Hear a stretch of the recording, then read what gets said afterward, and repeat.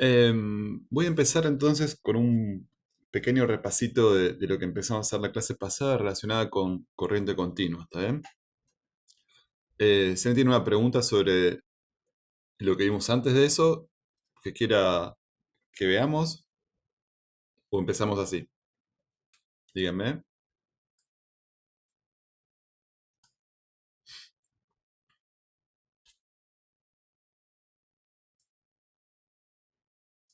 ¿Empezamos así? Empezamos así.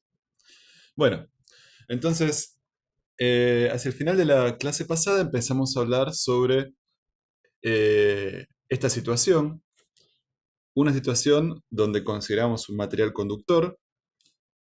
Recuerden que los materiales conductores tenían la particularidad de que presentaban cargas que se podían mover a distancias macroscópicas. Y entonces, lo primero que hicimos fue, bueno, fue decir que imaginemos la siguiente situación.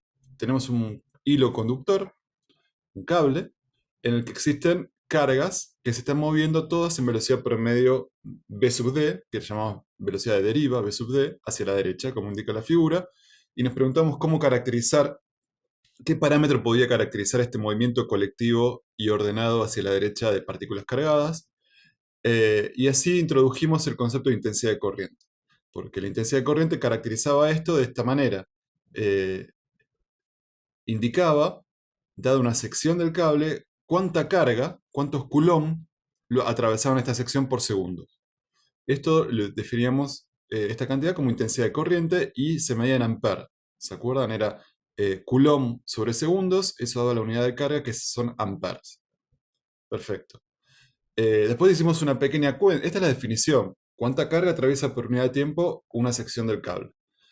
Y después dijimos, bueno, pero vamos a tratar de calcular un poco con parámetros más relacionados con el material, eh, cómo queda la dependencia de la intensidad de corriente con esos parámetros más físicos, si se quiere.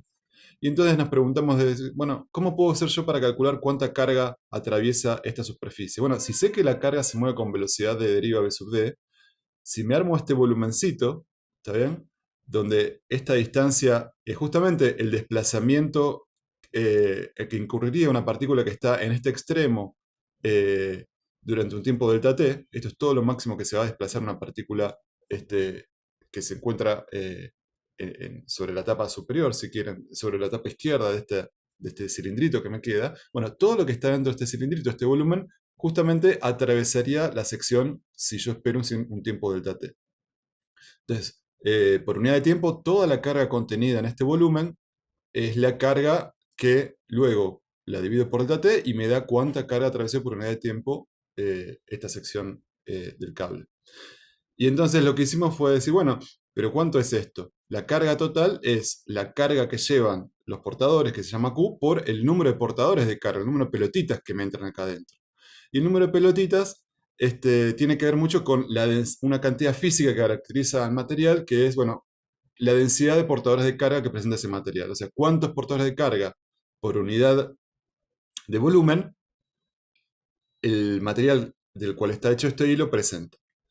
Entonces, escrito de esa manera, la carga que atraviesa la superficie en un intervalo de t, que es toda esta, es el número de portadores, la densidad de portadores por el volumen relevante, digamos, que es el volumen de todo esto, que es el área por esta distancia.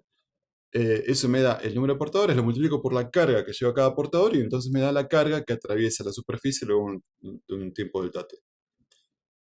Por lo tanto, la intensidad queda dependiendo de estos números que tienen que ver con la carga que lleva cada portador de carga, la densidad de portadores de carga del material, el área, una cosa geométrica que es el área del hilo conductor, del cable, y la velocidad de deriva, que es la velocidad promedio a la que estoy asumiendo que se están moviendo las cargas dentro de ese material. Y vimos que, bueno, la densidad de corriente eh, iba a dar positiva, porque era un producto que involucraba la carga con su signo y la velocidad con su signo. Así que para cargas positivas que se mueven a derecha, este producto es positivo. Y voy a hablar de cargas de intensidades de corriente positivas, pero también voy a hablar de intensidad de corriente positivas cuando tengo cargas negativas que se mueven en sentido contrario, ¿no? En ambos casos yo puedo hablar de intensidad de corrientes positivas y negativas en cualquier otra situación. Hablamos también de la densidad de corriente, que es la intensidad de corriente por el área, por unidad de área. Y entonces fíjense que los parámetros físicos que quedan de este lado solamente dependen de propiedades del material y no tanto de la geometría, en este caso del hilo. En ese sentido, la densidad de corriente refleja eso, una característica más del material. Cuánta carga llevan los portadores dentro del material, la densidad de portadores que hay por unidad de volumen y la velocidad en promedio, la velocidad deriva, la velocidad con la que se mueven dentro del material en el momento que estoy tratando de caracterizar ese flujo. Esa es la densidad de corriente. Eh, y luego lo que vimos es que en una situación donde el cable no está sometido a un campo externo,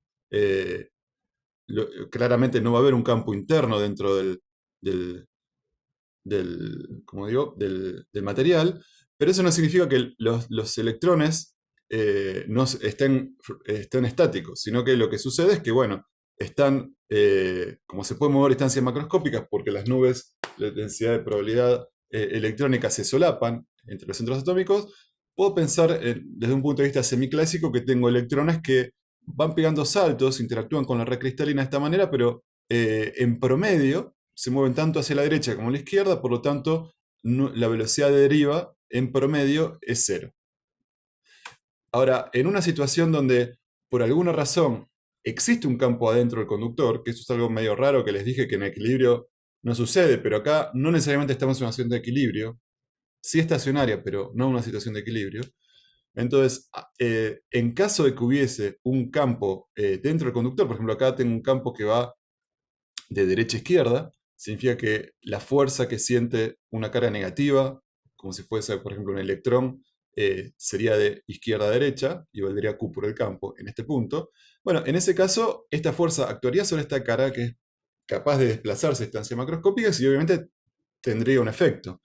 Claro que no es la única fuerza, si quieren, que aparece en la dinámica de este electrón, esta electrostática relacionada con este campo, porque también hay interacciones con la red cristalina.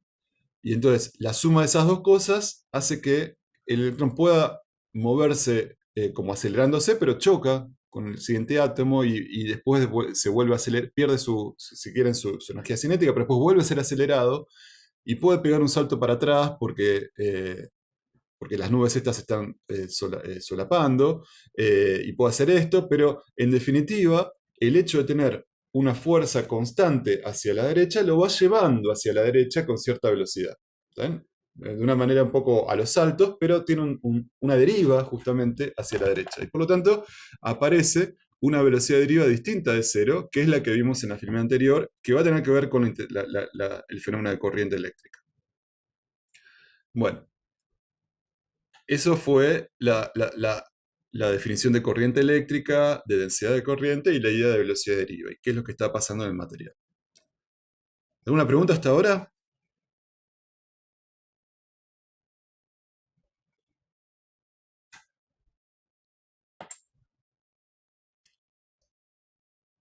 Están muy callados y calladas. Escriban algo, aunque sea.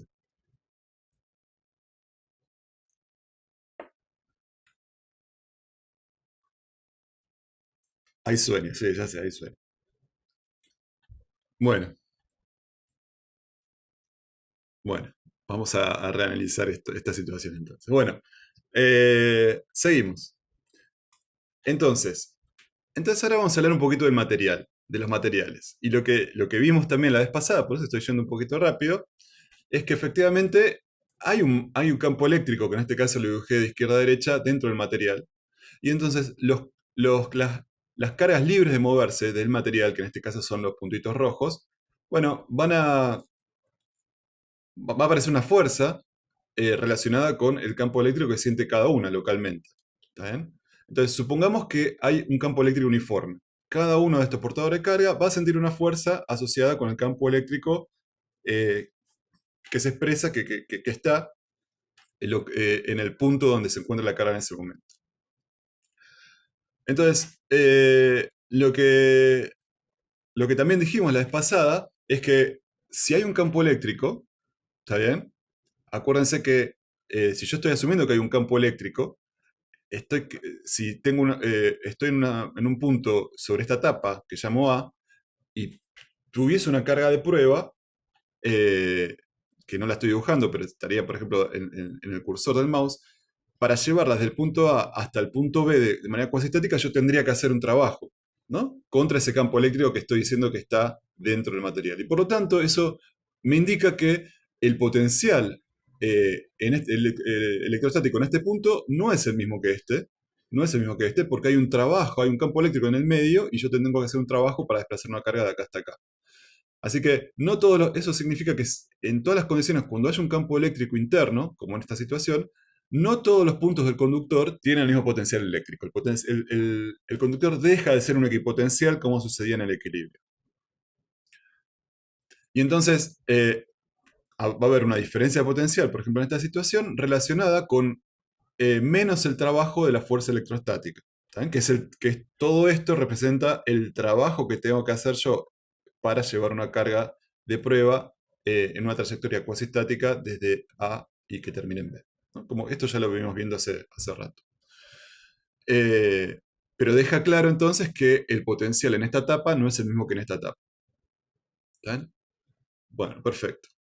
Ahora, entonces yo tengo esta situación, tengo un conductor sometido a una diferencia de potencial. Si quieren hablar de que tengo un campo eléctrico acá, es lo mismo que hablar que tengo una diferencia de potencial entre esta pared y esta pared. ¿Está bien? Entonces, cuando yo tengo una diferencia de potencial, lo que va a pasar es que estoy hablando en realidad que tengo un campo eléctrico acá adentro y por lo tanto va a haber cargas en movimiento. Las cargas se van a empezar a mover. ¿Está bien? Con una velocidad de deriva v sub d. Entonces, ¿cómo se relaciona el campo? O sea, ¿cómo se relaciona la diferencia de potencial con la cantidad la rapidez con las cargas, con la que las cargas se empiezan a desplazar? O sea, ¿cómo se relaciona la caída de tensión entre este punto y este punto, o sea, la diferencia de potencial entre este punto y este punto, con la corriente que aparece dentro del cable, o sea, con el movimiento de los electrones inducido por este campo eléctrico? Bueno, eso depende del material. Eso depende del material. No hay ninguna regla matemática, es una regla de las propiedades de conducción de los conductores, justamente. Y lo que sucede es que hay un montón de materiales en donde se ve que si la diferencia potencial, perdón, donde que se ve que se satisface esta relación, que la intensidad de corriente relacionada, les recuerdo, con la cantidad de carga que atraviesa una determinada superficie, una sección del cable, la intensidad de corriente se relaciona linealmente con la diferencia de potencial. ¿Está bien? Quiere decir que si esto aumenta dos veces, esto va a aumentar dos veces. ¿Está bien? Y la constante de proporcionalidad se llama R. ¿Está bien? Todos aquellos materiales que satisfacen esta relación fenomenológica, o sea, yo controlo la diferencia de potencial y veo cuánta corriente se establece, midiendo cuánta carga se desplaza por unidad de tiempo, y encuentro una relación fenomenológica de este tipo. Todos los materiales que satisfacen esta ley fenomenológica se conocen como materiales ómicos y esta ley se conoce como ley de Ohm. Un material cualquiera puede no satisfacer la ley de Ohm, ¿está bien? Pero todos los materiales ómicos que satisfacen la ley de Ohm cumplen esto que está acá. Y R se llama resistencia del segmento L, de longitud L que estoy analizando. ¿Está bien? Perfecto. Y la resistencia, que de vuelta caracteriza a esta geometría particular del conductor, tiene unidades entonces de volt por unidad de ampere, volt por unidad de corriente, y eso se conoce como ohm. Se caracteriza con la letra omega, griega, omega, y se llama ohms. Perfecto. Como en general uno controla la diferencia potencial a la cual somete a un conductor, en general uno invierte esta relación, o sea, pasa el R para el otro lado, y entonces esto es lindo porque queda la variable independiente en función de la variable que uno controla, ¿no? Entonces, esto permite encontrar la relación diferencia de potencial corriente que queda proporcional a 1 sobre la resistencia, ¿no? Los materiales con resistencia muy alta van a tener una pendiente muy bajita, esto por ejemplo esta que está acá, y significa que tiene una resistencia muy alta el material y por más que yo incremento la diferencia potencial acá, o sea, incremento el campo, bueno, pongo en movimiento, no, los electrones se empiezan a mover, pero no demasiado, ¿no? Entonces, aumento la diferencia potencial, aumento campo acá adentro, y los electrones se desplazan con una velocidad deriva, si quieren, no demasiado grande, por lo tanto la intensidad no aumenta tanto. Los materiales que tienen una resistencia muy chiquitita, este factor se hace muy grande y representa una pendiente muy grande acá que relaciona de esta manera las dos variables de interés. Y por supuesto, un material que no es óhmico, la relación diferencia potencial corriente deja de ser lineal, por ejemplo, y este podría ser un ejemplo. Bueno, lo que también vimos hacia el final de la clase anterior es que esta constante que aparece en la ley de Ohm, fíjense que como involucra diferencia de potencial con corriente, en particular si el cable es más largo, y yo estoy diciendo que acá aparece un uniforme, eso aumentaría la diferencia de potencial. O sea, esto mete eh, esta expresión, la resistencia tiene que tener en cuenta, metida adentro, un poco la geometría del material. ¿Está? El área, porque el área aparece en la intensidad de corriente, pero el área no, pero sí la longitud. ¿Está bien? La longitud sí, porque fíjense que si yo trabajara con un cable el doble de largo, estaría por acá, tendría que moverme y en presencia del mismo campo. Ahora, si mido la diferencia de potencial entre este punto y este punto que está acá, sería 2 veces más grande la caída de potencial, porque la distancia que tengo que hacer contra la cual tengo que hacer trabajo es el doble. ¿Está bien? Entonces, esta R tiene metido un poco la geometría del cable, y entonces el parámetro físico que se independiza de eso es la resistividad. Que fíjense que si yo... eh, la resistividad que, perdón, que solo depende del material.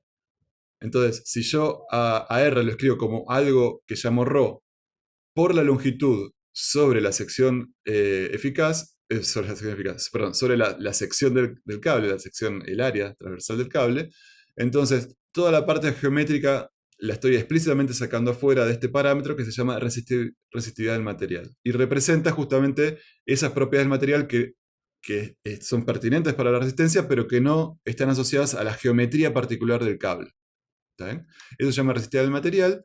Y lo que vimos es que esta cantidad es una de las cantidades en física, y creo que en cualquier lado, que en la naturaleza aparece con un rango dinámico enorme realmente. Fíjense que entre materiales conductores como el cobre, donde la resistividad es muy muy baja, por lo tanto uno puede producir cables de resistencia muy baja y por lo tanto poner en juego movimiento de portadores de carga relevantes aún para diferencias de potencial muy chiquititas, porque esta pendiente se hace muy grande.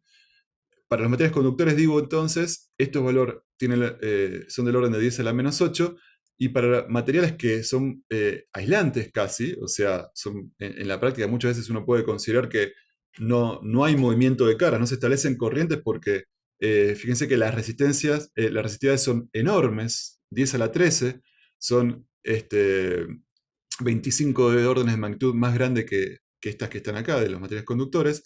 En estos materiales la resistividad es tan grande, que las resistencias involucradas son tan grandes, que estas curvas son materiales ómicos, estas curvas son prácticamente nulas. Quiere decir que yo puedo meter diferencia de potencial entre estos dos bordes y no voy a lograr poner en movimiento ningún electrón, por lo tanto la corriente va a ser nula. ¿Está bien? Eso es por cómo es el material, por cómo se relacionan, por ejemplo, las colisiones atómicas que no dejan avanzar libremente ningún electrón y siempre está chocando, chocando, chocando, y entonces el campo eléctrico está ahí, pero no logra coordinar un movimiento ordenado hacia la dirección hacia una dirección, por ejemplo. Eh, bueno, entonces, eso es un poco lo que vimos en la clase pasada.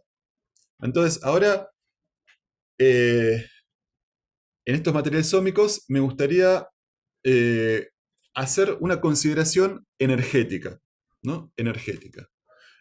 Y para eso, les propongo hacer lo siguiente.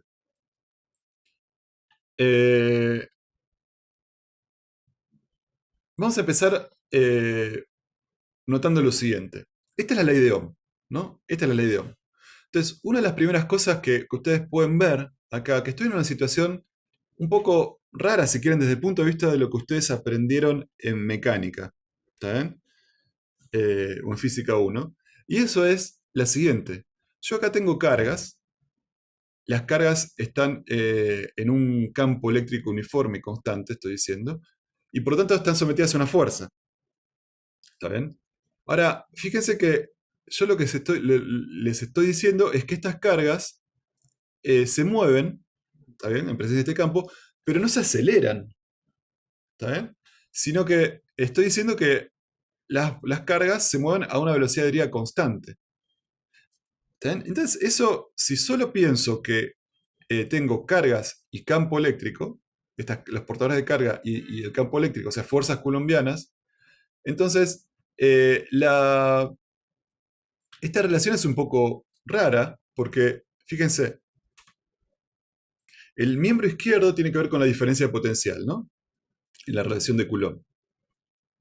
Así que el miembro izquierdo tiene que ver eh, en definitiva, con el campo que está acá adentro, y, o sea, tiene que ver con la fuerza por unidad de carga que siente cada carga. O sea, el miembro izquierdo tiene que ver con la fuerza, en definitiva. Es proporcional a la fuerza por unidad de carga de los portadores. ¿Estamos de acuerdo? Ahora, el miembro derecho es una constante y, y en la intensidad corriente está la noción de, ¿se acuerdan? Está la velocidad de deriva. O sea, aparece una velocidad de deriva acá, ¿no? Entonces, el miembro derecho tiene que ver con la fuerza, es proporcional a la fuerza que aparece sobre cada portador, y perdón, el izquierdo, y el derecho con la velocidad a la que se está moviendo. ¿Está bien? Que yo estoy asumiendo que es constante. Y esto es medio raro, porque es una ecuación donde tengo fuerza proporcional a velocidad, ¿está bien? Y no a aceleración. Lo que yo estoy diciendo es que cuando hay una fuerza, aparece una velocidad uniforme, en lugar de decir que aparece una aceleración. Eso es medio raro. ¿Me siguen? ¿Están sorprendidos como yo? ¿Sorprendidas?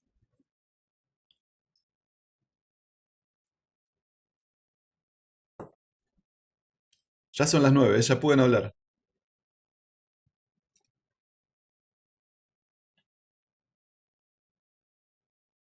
¿Sí? ¿Sigo? ¿Me hacen preguntas?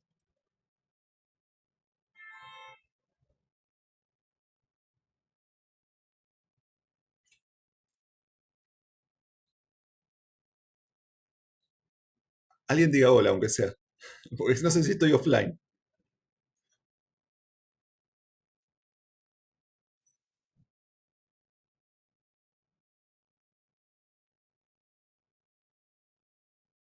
Ah, perdón, perdón, perdón. Uy, uy, uy. Esperen un segundito. Entonces tengo un problema.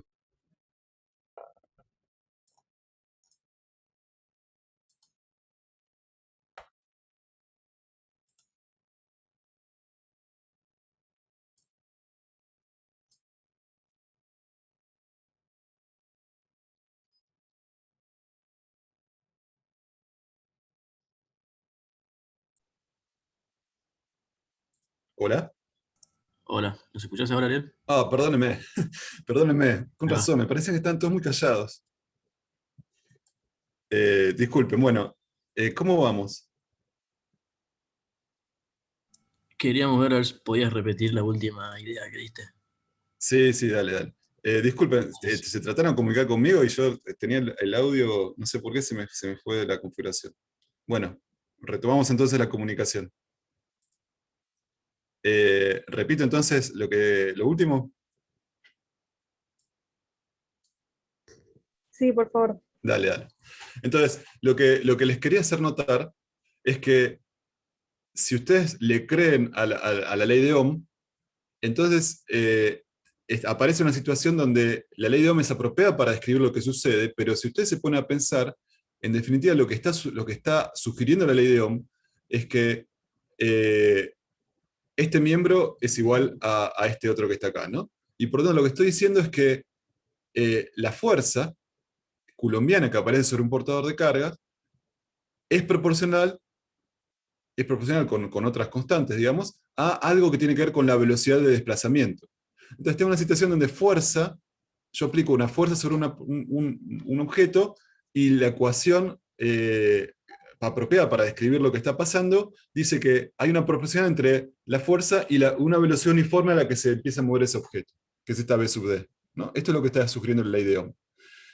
Y entonces yo le digo, bueno, esto está bien, fenomenológicamente es así, pero es medio raro en algún punto, porque en general yo sé que, según la segunda ley de Newton, si yo tengo una fuerza, lo que aparece proporcional a la fuerza es la aceleración. O sea, eso quiere decir que según la segunda ley de Newton debería haber un movimiento acelerado de las cargas.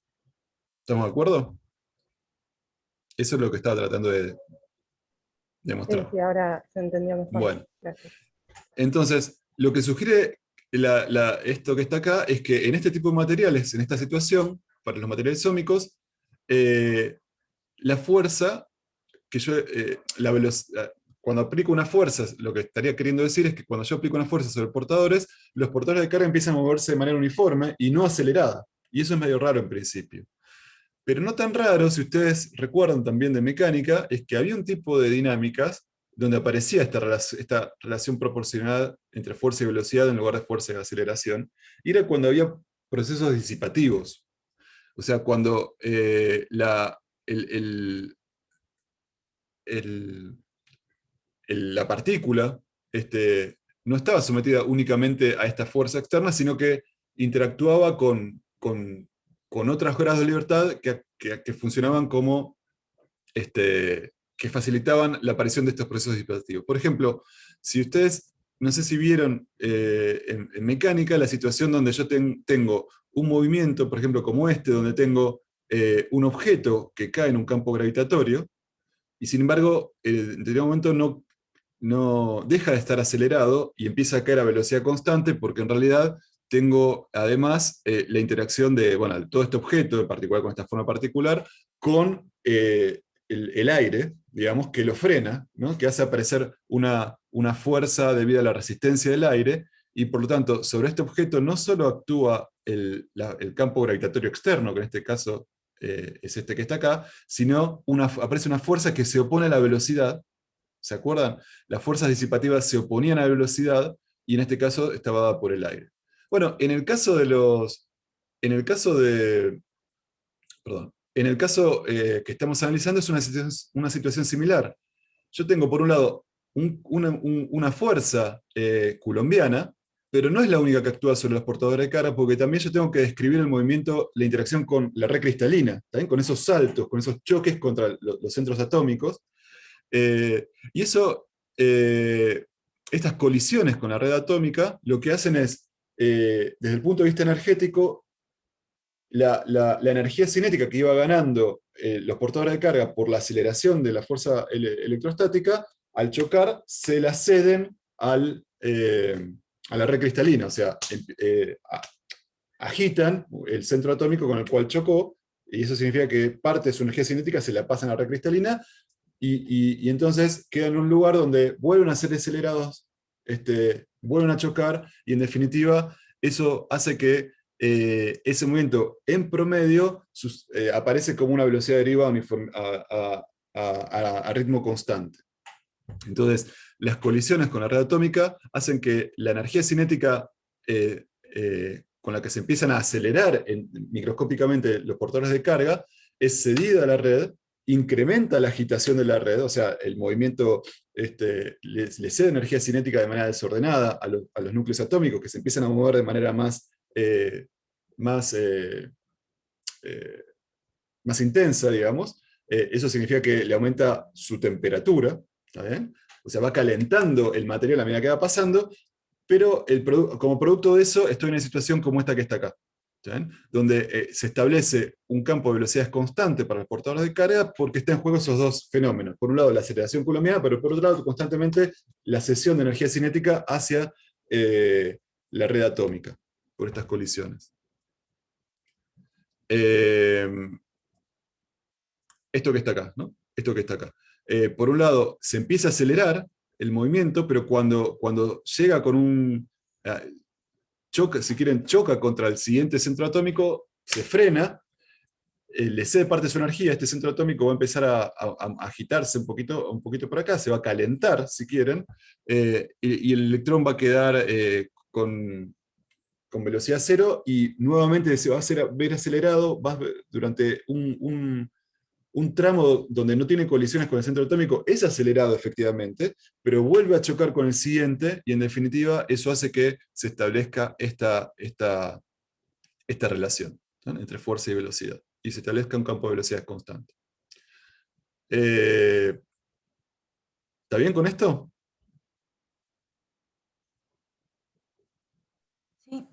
Perfecto. Bueno, entonces, ahora sí, eso es lo que microscópicamente podemos pensar que está sucediendo. Y entonces,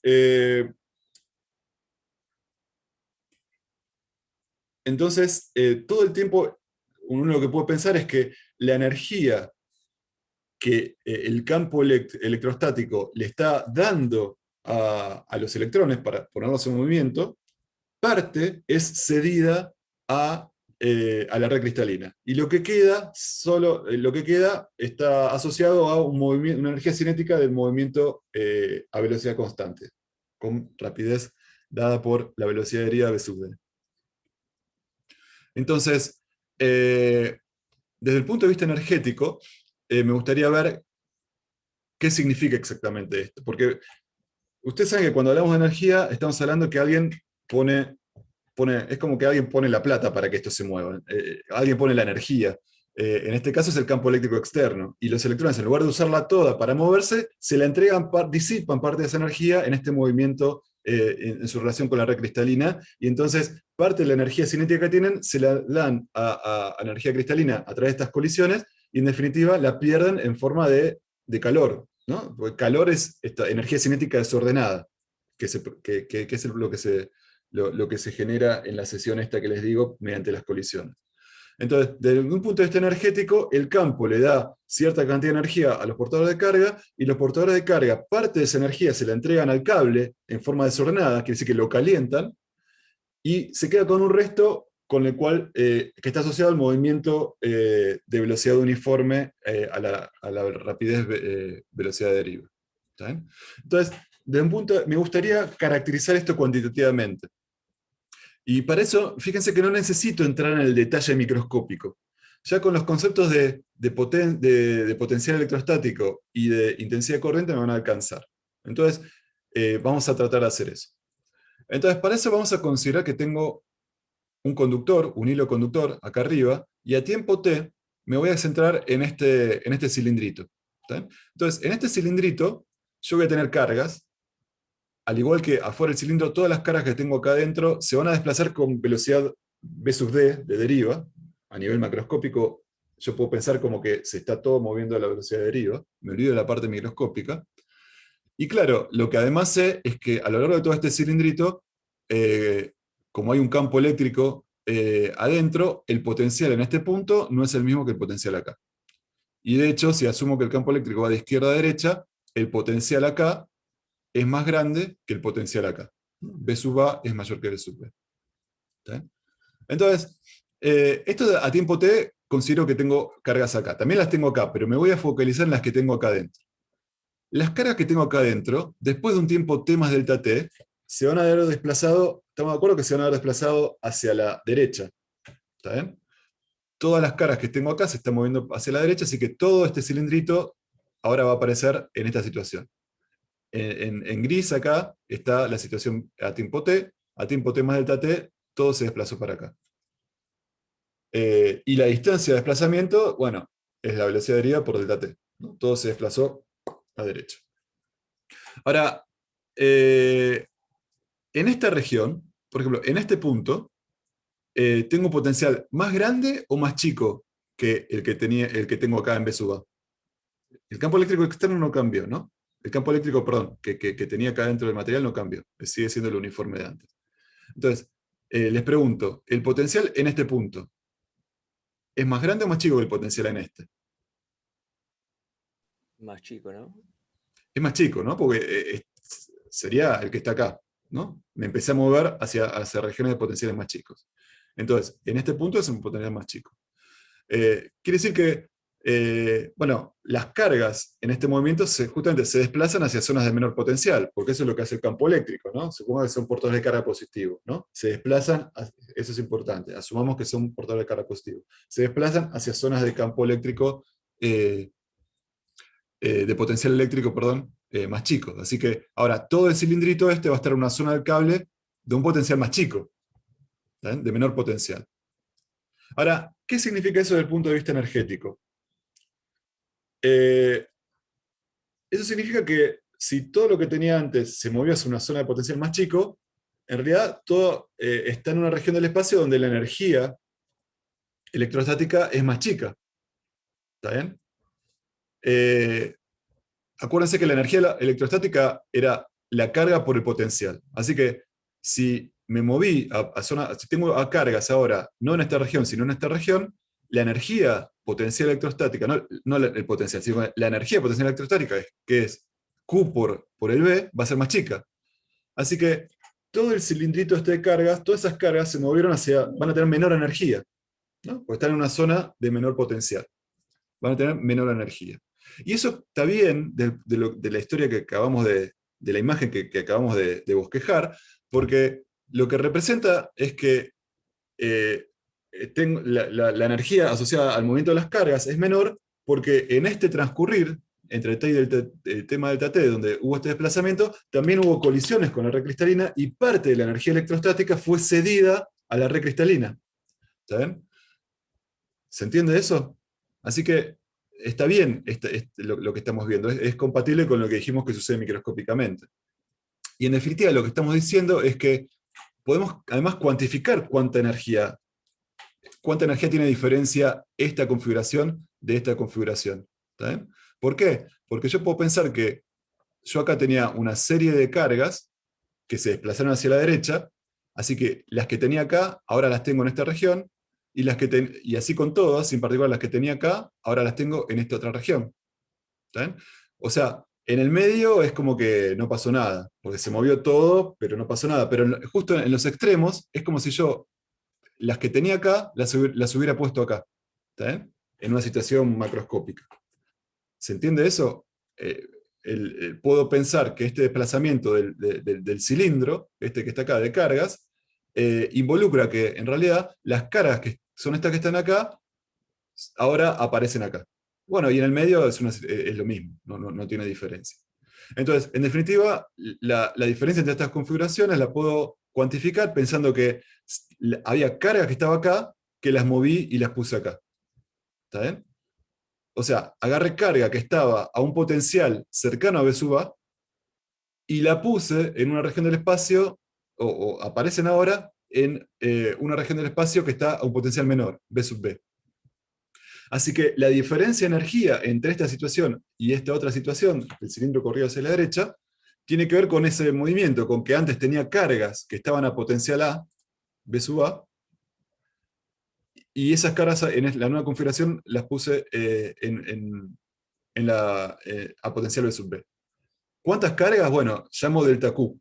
Delta Q son todas las cargas que entran en este cilindrito. Pero yo sé cuánto vale este cilindrito. Este cilindrito tiene un volumen que tiene que ver con el área por este desplazamiento, que es B sub D por delta T. ¿Está bien?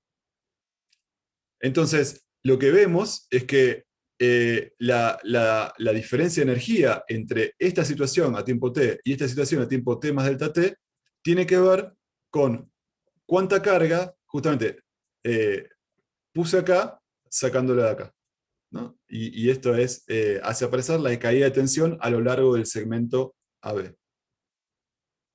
Entonces, como yo les dije, bueno, esta es la variación de energía potencial.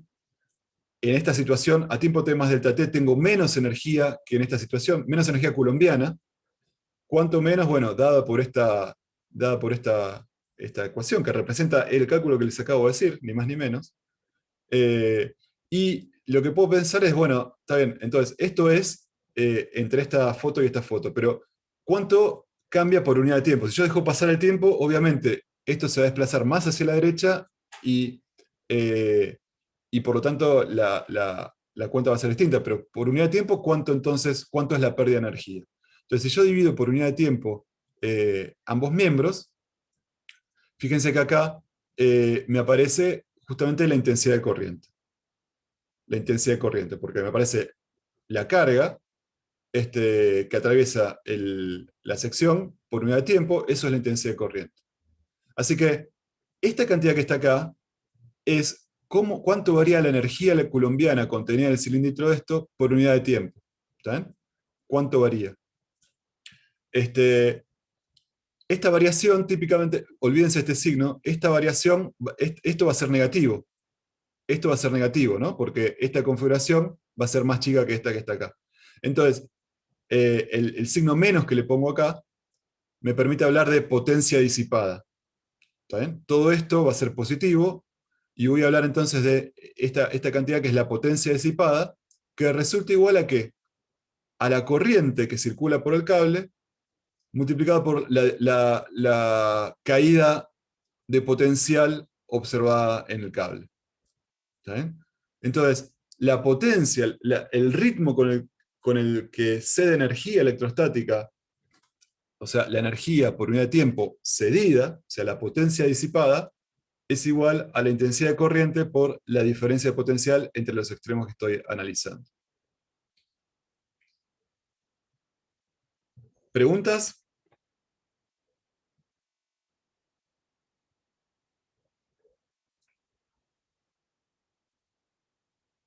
Por si no se estoy escuchando, escriban también.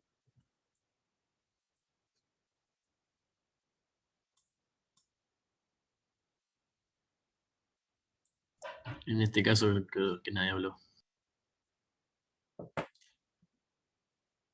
Disculpa, te escuché muy bajito, ¿cómo decías? Ah, que sí nos estás escuchando, pero nadie habló, digo. Ah, está bien, pero muevan la cabeza, aunque sea. O sea, tiene que haber un emoji de alguien moviendo la cabeza, así podemos seguir. Pero bueno. Yo tengo una duda, perdón, Dale. estaba conectando el micrófono. La potencia disipada entonces sería la pérdida de energía cinética a la red cristalina, ¿no es cierto? La pérdida de energía electrostática, Sí, ¿está bien? Que experimenta un conjunto de partículas a medida que se está moviendo, ¿no? De cargas a medida que se está moviendo. Y esa es la potencia disipada. Y efectivamente, desde el punto de vista microscópico, es energía coulombiana, de la aceleración que producirían las fuerzas coulombianas si estuvieran solas, que en realidad es cedida a la red cristalina. Porque en ese Ok, avanzar perfecto. hay interacciones con la red Gracias. cristalina y hace que lo agita térmicamente, pero eso implica que hay cesión de energía desde los grados de libertad coulombianos, si quieren, hacia la red cristalina. Todo forma parte de la misma imagen, de la imagen del principio, de esto que está acá. Todo forma parte de esto que está acá, del movimiento que en realidad sucede microscópicamente. Tengo electrones que durante un tiempo se pueden mover libremente y en ese tiempo son acelerados, pero luego interactúan con la red cristalina, ceden, y todo eso es compatible con esta cosa de proceso disipativo y con la idea de que en realidad la energía entregada de carácter electrostático parte es cedida a agitación térmica. Y eso es lo que estamos viendo en los materiales ómicos. Y por eso en los materiales ómicos es válida esta ley, que en definitiva está diciendo que la fuerza es proporcional a la velocidad, ¿no? A nivel macroscópico, y no a la aceleración. Y lo que hicimos acá es calcular cuánta energía es cedida por unidad de tiempo a la agitación, al calentamiento, si quieren, del cable. A eso yo llamo, esa energía por unidad de tiempo se llama potencia disipada. Y bueno, y vemos que resulta una combinación muy sencilla de la intensidad de corriente y la diferencia de potencial involucrada. Entonces, esto es general. Fíjense que esto es general. Además, si el material es óhmico, esta cantidad que está acá y esta que está acá no son independientes. ¿No? Porque si el material es óhmico, hay una relación entre la diferencia de potencial y la corriente que se establece acá adentro. ¿Está bien? Lo vimos hace un ratito. Entonces, si el material es óhmico, vale esta relación, que da cuenta de que estos dos factores no son independientes. Entonces, eso significa que yo puedo escribir la potencia disipada para materiales óhmicos, reemplazando, por ejemplo, cómo es la caída de tensión en función de la intensidad de corriente, y tengo esto que está acá entonces. La potencia disipada en un material óhmico es igual a I cuadrado por R. ¿Qué significa esto? Esto me dice que la energía que se cede de manera desordenada a la red por unidad de tiempo cuando una corriente atraviesa un material óhmico es I cuadrado por R. ¿Está bien? ¿Sí? ¿Sigo? ¿Está bien? Sí, sí. Sí. Perfecto. Bueno, muy bien. Entonces, sabemos que si tenemos una corriente circulando por un cable, va a haber disipación. Y eso ya nos anticipa que para tener una corriente todo el tiempo circulando, yo todo el tiempo le voy a tener que estar entregando energía, porque si no la corriente se frenaría, porque los electrones, bueno, chocarían, y en definitiva se frenarían. Disiparían esa energía electrostática. Si yo corto el campo eléctrico adentro, se moverían un poco, pues se terminarían frenando, justamente por estas colisiones. Entonces, ¿cómo es que en la vida cotidiana la electrónica logra mantener cargas en movimiento? Bueno, a través de dispositivos que suministran energía eléctrica todo el tiempo para mantener las cargas en movimiento y estar en una situación estacionaria, por ejemplo. Entonces, estos dispositivos se llaman FEMS, que significa fuerzas electromotrices. ¿Está bien? Y lo que hacen estos dispositivos es suministrar los campos eléctricos necesarios, o sea, la energía electrostática necesaria, para todo el tiempo bancarse que los electrones ceden su energía a la red cristalina y quedarse, y generar, perdón, una situación entonces, aún así, de movimiento de las cargas, o sea, con una corriente circulando, sostener la corriente. Entonces, lo que hacen las FEM es entregar la energía a las cargas creando el campo dentro del conductor que las hace mover y sostener la corriente. Y esto es esto que está acá. Esto es una FEM. La FEM, esta cosa, como yo les dije antes, provee una diferencia de potencial constante entre los bornes, sin importar lo que le conecte. ¿Está bien? Entonces,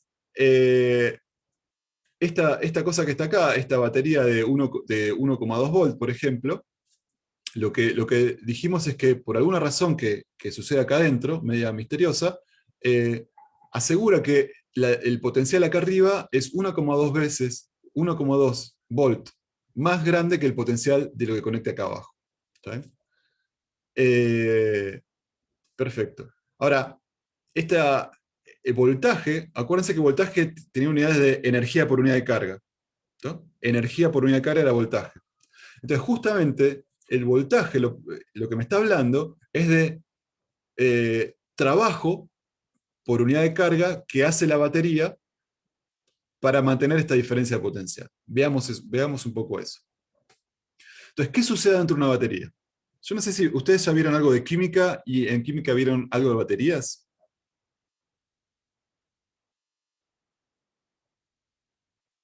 ¿No? ¿Sí? ¿No? ¿Alguien escribe?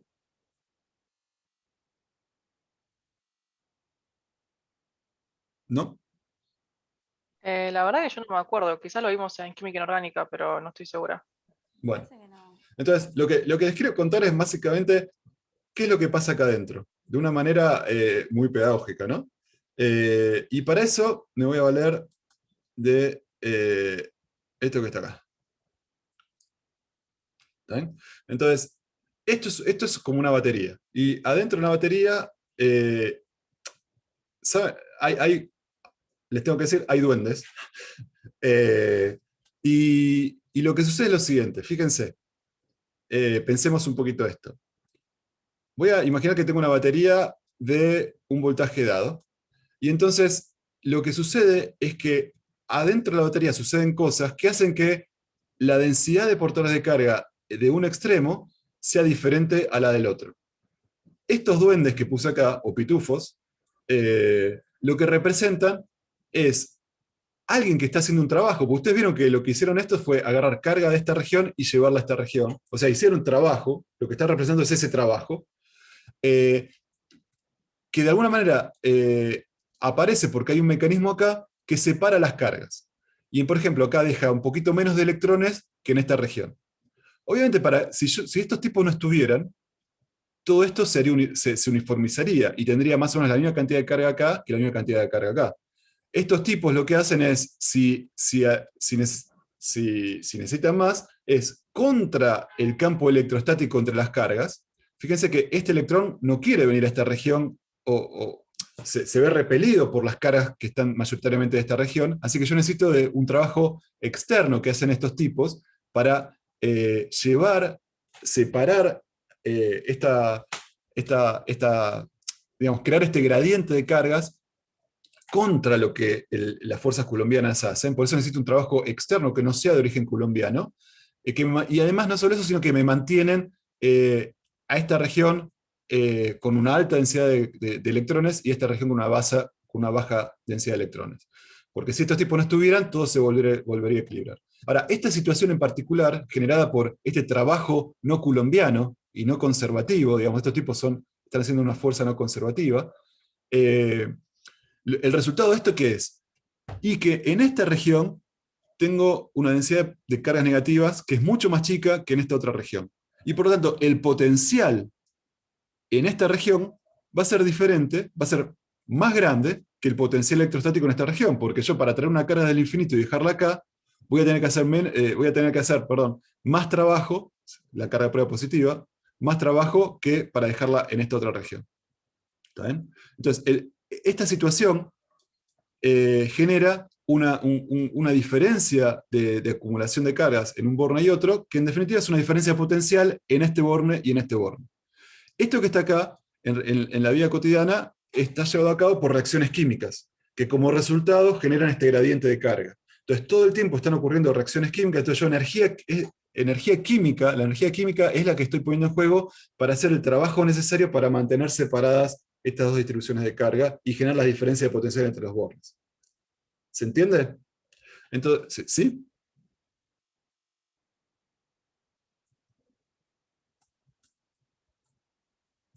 Entonces, lo que es una FEM es un dispositivo donde yo tengo energía química, tengo alguna reacción química que está ocurriendo acá, pero en definitiva en términos energéticos puedo pensar como que estoy transformando energía química de manera no reversible en energía electrostática, porque estoy separando dos distribuciones, perdón, estoy separando, haciendo que acumulando carga en uno de los bornes y no en el otro, y generando una diferencia de potencial entre esos bornes. Y esto es lo que sucede dentro de la pila. Esta diferencia de potencial tiene exactamente que ver con, desde el punto de vista energético, la diferencia de energía electrostática generada en esta configuración tiene que ver con la energía involucrada en armar esa configuración, y esa energía tiene que ver con la energía química. Así que si yo tengo una reacción acá adentro que me provee de manera no conservativa un trabajo por unidad de tiempo de 1,5 volt, voy a haber generado una asimetría en la distribución de cargas que me va a generar acá una configuración que tenga esa energía, 1,5 volt. ¿Está bien? Y eso es lo que representa el voltaje, en definitiva. La energía cedida a nivel químico para armar esta configuración tan particular. ¿Se entiende? Lo último, ¿no lo podrías repetir? ¿Se acuerdan cuando vimos energía de una configuración? ¿Qué representaba la energía de una configuración? El trabajo que tenía que hacer yo para armar esa configuración, ¿no? Yo calculaba ese trabajo y eso era la energía de la configuración. Bueno, acá yo armé esta configuración donde puse un montón de cargas negativas acá y no tantas por acá. Esta, desde el punto de vista electrostático, es una configuración que estos duendes la armaron, digamos. O sea, las reacciones químicas que ocurrieron acá adentro fueron las responsables de hacer esta distribución particular. Entonces, desde el punto de vista de energía, todo sucede porque yo transformé una energía en otra. La energía de la configuración final, que está relacionada con el trabajo que tuve que hacer para armar esa configuración, es exactamente igual a la energía cedida por las reacciones químicas, que están representadas por estos tipos, que son los que armaron la configuración. Entonces, la energía entregada por la reacción química que separó las caras de esta manera, es la que tiene la configuración de caras al final. Así que la diferencia de potencial que aparece acá está muy relacionada con el trabajo no conservativo de origen químico usado para crear esa distribución. ¿Sí? Sí, ahí se entendió, gracias. Perfecto. Bueno, entonces, más o menos ahora entendemos qué es lo que pasa acá. No pasa magia, sino que tengo una reacción química que todo el tiempo está laburando, y por más que supóngase que si yo inyecto acá electrones, la reacción química lo que va a hacer es agarrar el exceso de electrones y alguno de ellos trasladarlos para acá, para que siempre mantener la misma diferencia proporcional de ocupación en esta región que en esta región. Todo esto va a estar funcionando todo el tiempo. Entonces, imagínense lo que pasa en esta situación. Fíjense, supónganse que yo tengo una FEM. La FEM la voy a dibujar como una barrita grande y una barrita chiquita. La barrita grande representa el borne positivo y la chiquita el negativo. Al borne positivo lo conecto con un conductor. ¿Está bien? Y después al conductor lo conecto con un material óhmico, que lo representa cuyo parámetro que lo caracteriza es la resistencia, y lo representa con esta cosa aserruchada. Y después a ese conductor óhmico lo conecto con otro conductor, que es una línea, que es como si fuera un cable, ¿está bien? Que va al borne negativo. ¿Está bien? Entonces, en esta situación, ¿qué es lo que tengo? Fíjense.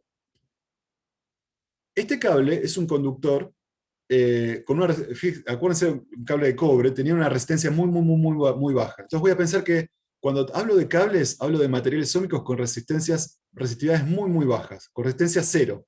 Imagínense por un momento que es cero. Este material es un material óhmico conectado con el otro, o sea, uno atrás de otro, pero tiene una resistencia distinta de cero, R, y luego conecto otro conductor, cable, óhmico, resistencia cero, entre este borne y el borne negativo de la pila.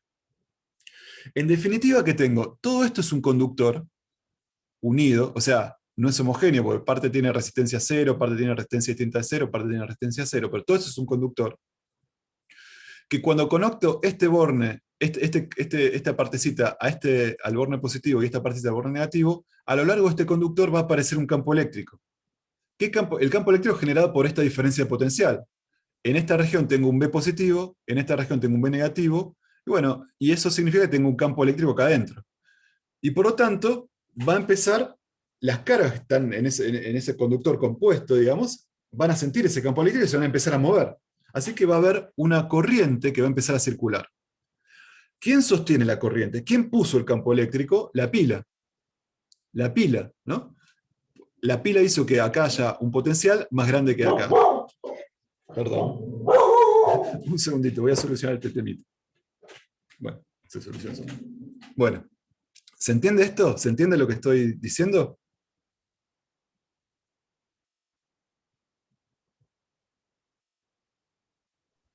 Sí. Perfecto.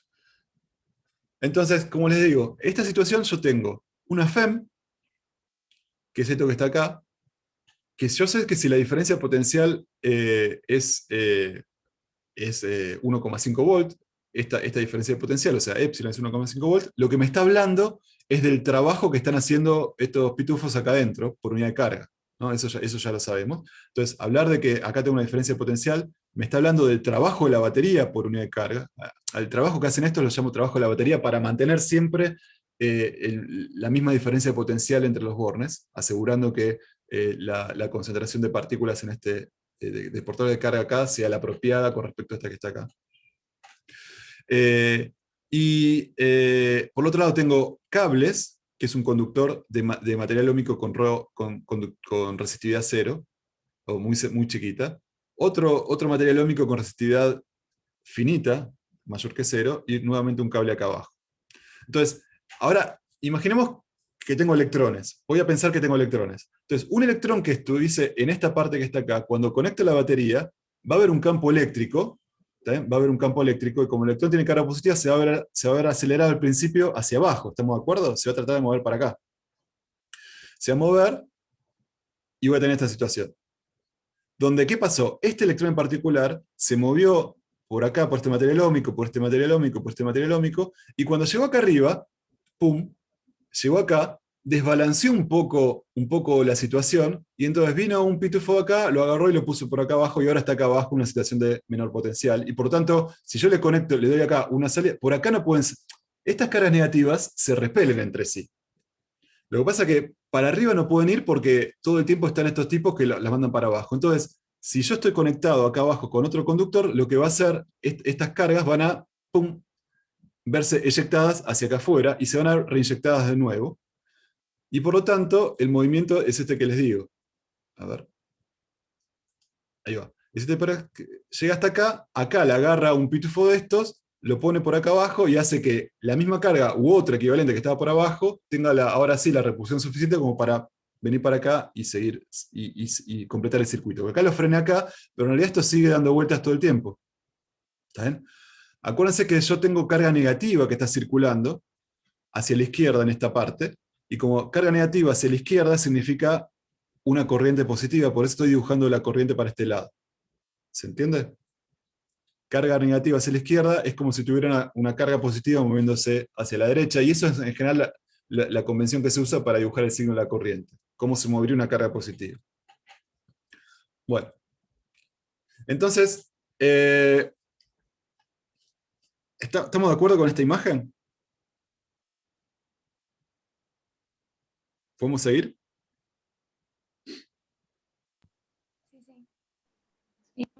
Perfecto. Entonces, para analizar un poco qué es lo que está pasando, voy a pensar de a trozos esto que está acá. ¿Está bien?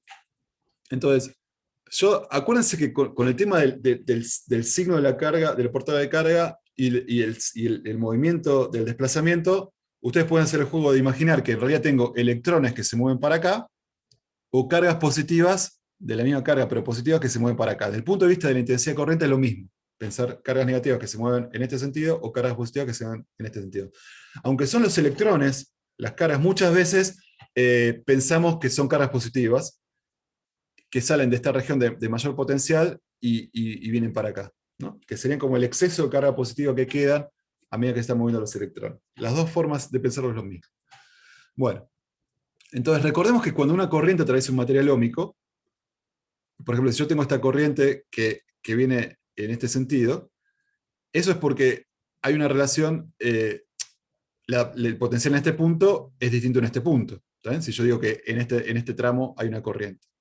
Y como es un material óhmico, con resistividad muy chiquitita, pero óhmico al fin, vale esta relación de Ohm. Entonces, en esta parte que está acá, entre A y B, yo voy a tener una diferencia de potencial. ¿Está bien? Y lo que me dice la ley de Ohm es que la intensidad de corriente que circula acá, por la resistencia del cable, de extremo A hasta B, eso tiene que ser igual a la diferencia de potencial. Pero, como la resistencia del cable se trata de un material de resistividad muy chiquita, yo puedo pensar que la resistencia es cero. Un cable lo modelo como un material óhmico con resistencia cero. Por lo tanto, como la resistencia es cero, por más que pase una corriente, esto sea distinto de cero, quiere decir, este producto va a dar cero. Por lo tanto, el potencial en este punto es igual al potencial en este punto que está acá.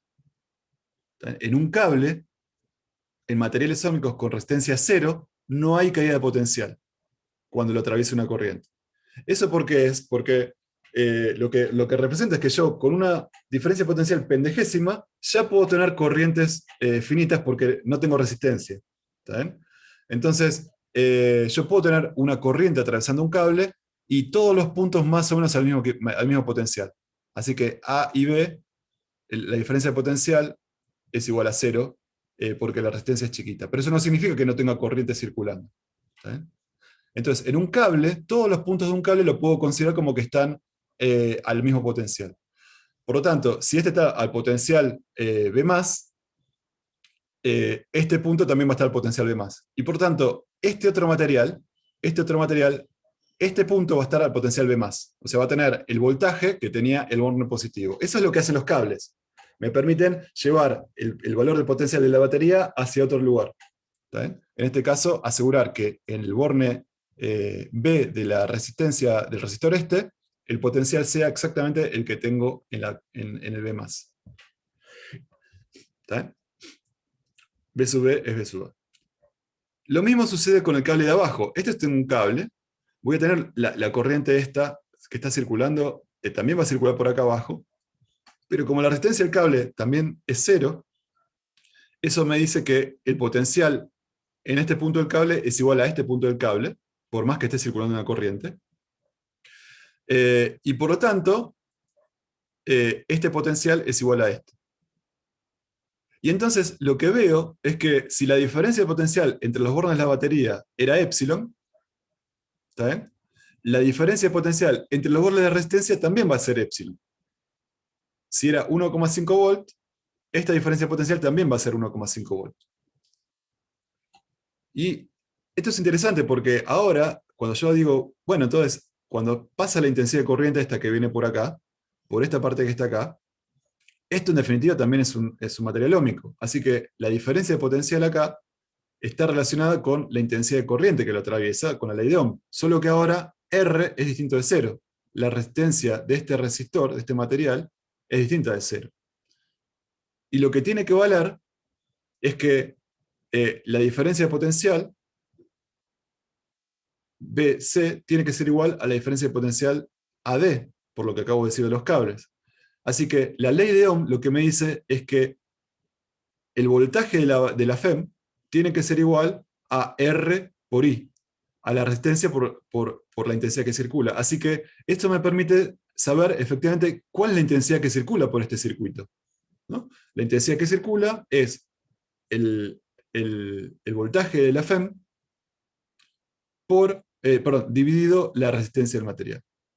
O lo que es lo mismo, bueno, sí, eso, la resistencia del material. ¿Está bien? ¿Me siguen por ahí?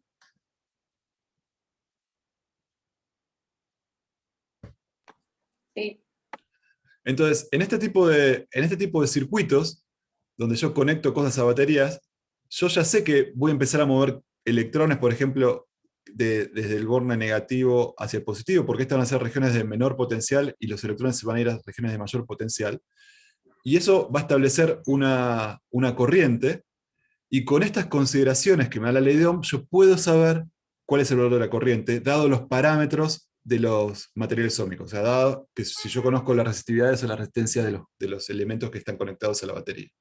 Y eso va a ser como lo van a ver muchísimo en los problemas. Típicamente les van a plantear situaciones donde tengo distintas configuraciones de resistencias y cables y conectadas de distinta manera, y les van a preguntar típicamente cuál es la corriente que se establece o cuál es la diferencia de potencial entre determinados puntos del circuito.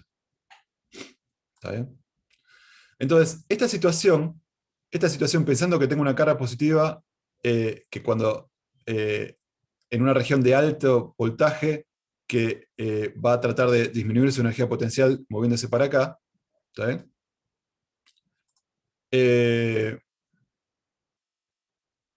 La puedo pensar con una analogía, desde el punto de vista energético, lo puedo pensar de esta manera.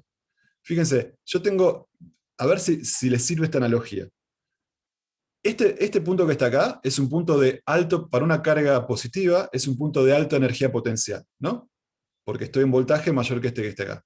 Entonces, una partícula puesta en esta región tiene alto valor de energía potencial. Es como si en un campo gravitatorio estuviera una partícula alta. Tiene un alto valor de energía potencial gravitatoria en este caso. Esa partícula se empieza a mover sin cambiar su energía potencial, porque no hay el cable es un equipotencial. Es como si se movieran sobre una mesa donde no varía su energía potencial, hasta que llega a una región donde cede parte de su energía potencial mediante colisiones de forma térmica, y eso hace que disminuya su energía potencial. Eso es lo mismo como que la partícula empieza a caer, pero no cae de manera acelerada, sino que cae, por ejemplo, dentro de un tubo con miel. Entonces se llega a una velocidad límite de descenso constante, y eso sucede porque la aceleración que produciría la caída, la fuerza de gravedad, en realidad, esa aceleración, esa energía cinética asociada a esa aceleración, parte se cede a la miel, que con golpecitos del material que lo va frenando, va calentando el tubo con miel, pero en definitiva baja velocidad constante y llega hasta esta situación donde tiene energía potencial gravitatoria la mínima posible. Que desde el punto de vista de energía potencial electrostática es esta otra situación. Acá tenía una energía alta, digamos, porque estaba asociado a este valor potencial, disipé parte de mi energía porque me moví a lo largo de un material con resistencia distinta de cero, y ahora estoy en esta situación moviéndome, pero con una energía más baja, electrostática.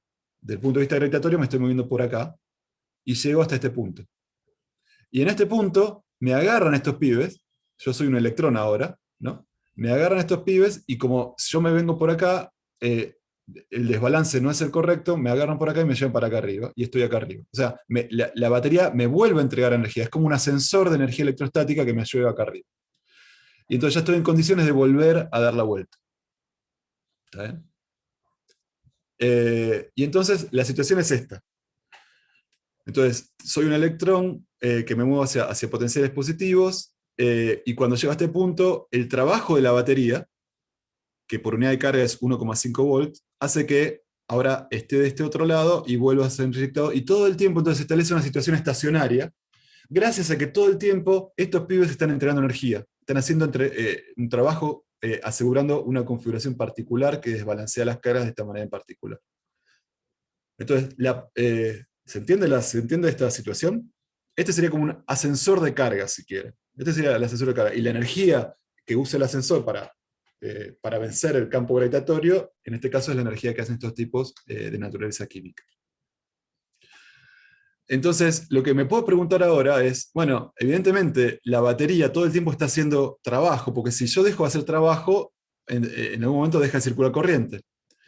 Entonces, todo el tiempo está haciendo trabajo. ¿Cuánto trabajo? El trabajo por unidad de carga que entrega es justamente el voltaje. Eso ya lo vimos antes. Ahora, ¿cuánto trabajo está entregando la batería por unidad de tiempo? Por unidad de tiempo. O sea, ¿cuál es la potencia? ¿Cuánta energía por unidad de tiempo está entregando la batería en este proceso para mantener esta situación? O sea, la corriente circulando todo el tiempo. Bueno, es muy fácil. La potencia entregada a la batería es el trabajo que entrega la batería por unidad de tiempo. Esta es la definición de potencia, trabajo por unidad de tiempo. ¿Y cuánto vale esto de acá arriba? ¿Cuánto vale esto de acá arriba?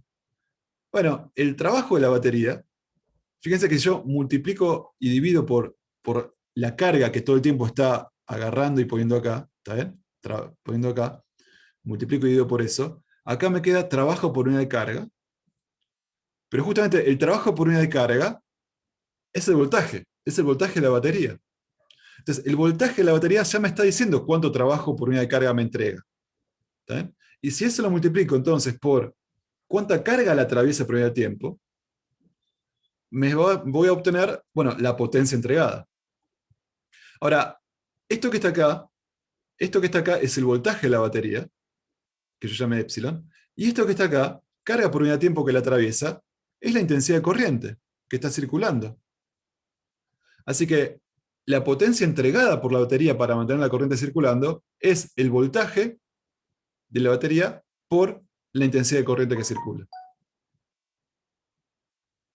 ¿Está bien?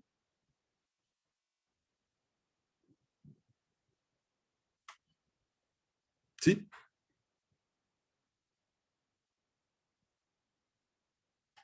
¿Sí? ¿Alguna pregunta?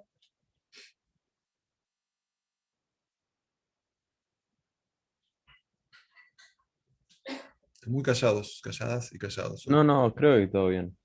Pero muevan hagan algo, porque si no yo espero. Bueno. A mí, perdón, Sí, dale, estaba terminando de hacer la idea. No me terminó de quedar claro cómo sacaste la corriente. O sea, el trabajo de la batería sobre el Q sé que se lee. o el epsilon ese Sí. medio raro.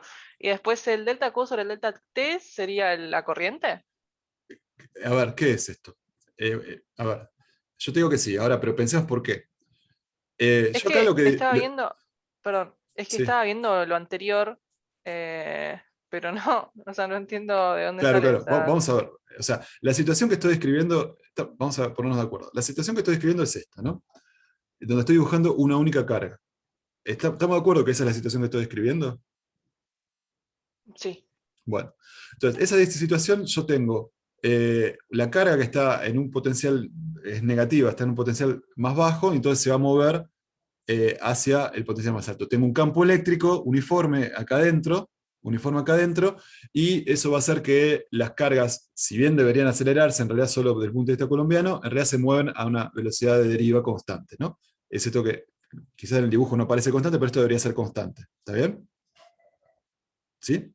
Esa es Sí, eso es la corriente que yo llamé corriente, que usando la ley de Ohm sé que está relacionada con el voltaje y con la resistencia. ¿Está bien? Lo que vimos hace un ratito. Ahora, lo que yo te digo es lo siguiente. La partícula esta, cuando llega acá, al borne positivo, aparece una carga negativa acá arriba, que es rápidamente agarrada por nuestros tipos, que hace trabajo para contra el campo electrostático generado por estas, que las quiere repeler, pero no importa, estos tipos se la bancan y la llevan y la dejan de este lado. Y una vez de este lado no puede volver. ¿Sí?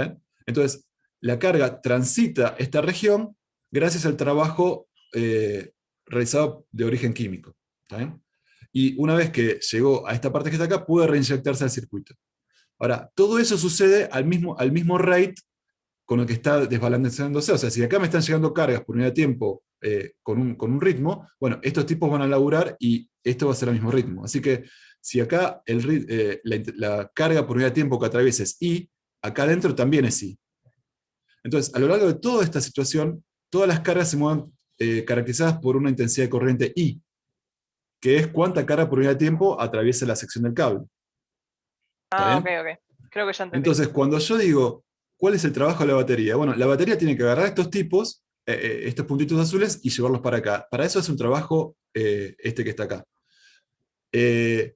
Ahora, todo el tiempo están llegando cargas, así que el trabajo por unidad de carga que está llegando es este que está acá. ¿Y a qué ritmo están llegando cargas? dQ a dt, pero dQ a dt es uniforme alrededor de todo este circuito, que es justamente lo que se llama intensidad de corriente.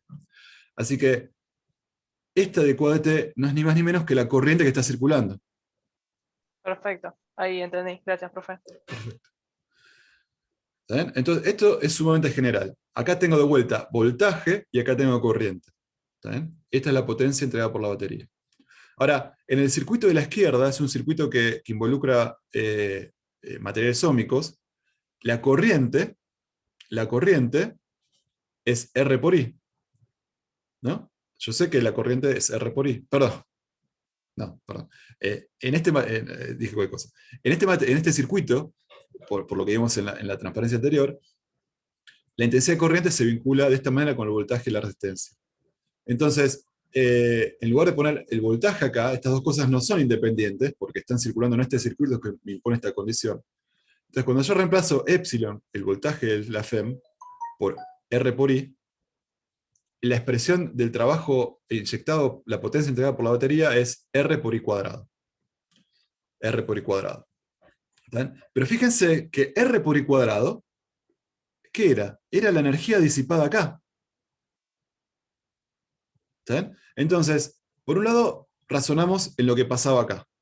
En la filmina anterior vimos cuál era la potencia disipada, y en esta filmina estamos viendo hasta ahora cuál fue la potencia entregada. Y lo que vemos es que en esta situación estacionaria, la potencia entregada por la batería es igual a la disipada, y eso genera una situación estacionaria. Quiere decir que todo el tiempo estos tipos están entregando energía al sistema para mantener esta corriente circulando, esta corriente I circulando, a pesar de la disipación. Por lo tanto, toda la energía por unidad de tiempo que es disipada es la entregada por la batería para mantener esta situación estacionaria de corriente. ¿Está bien? Calculamos los dos extremos de manera separada. En la transparencia anterior,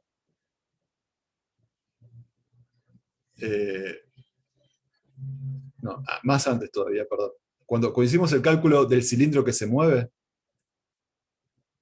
acá, cuando hicimos este cálculo, que se mueve por un material óhmico, vimos que la potencia disipada era I cuadrado por R. Lo que acabamos de hacer recién es calcular, o sea, sabemos cuál es la potencia disipada acá. Acá no se disipa porque R es 0, pero en esta parte, en los cables no se disipa, pero en el resistor sí se disipa. Y lo que acabamos de hacer ahora es calcular la potencia entregada por la batería, y lo que vemos es que son iguales. Que en esta, se crea una situación estacionaria donde se sostiene esta corriente de manera estacionaria, o sea, no cambia con el tiempo. ¿Por qué? Porque todo el tiempo la batería está entregando energía por unidad de tiempo que equivale a la, a la energía que están disipando las caras acá. ¿Se entiende? Entonces, todo el tiempo, este sensor está funcionando y está entregando por unidad de tiempo la energía que estoy perdiendo acá, y eso mantiene una situación estacionaria de cargas que se mueven a un rate constante a lo largo de todo este circuito. Lo mismo sucede acá. La potencia entregada por el que mete energía en el sistema, energía no electrostática en el sistema, en este caso es el ascensor, y en este caso son estos tipitos de energía química acá dentro de la pila, proveen la potencia necesaria para compensar las pérdidas que se dan en estos extremos de los circuitos. Bueno. Vamos a hacer un intervalo acá, ¿está bien? Sí, recredito, Sofía. Recredito. Vamos a hacer un intervalo. Arrancamos y 25. Perfecto. Dale. Dale, vamos.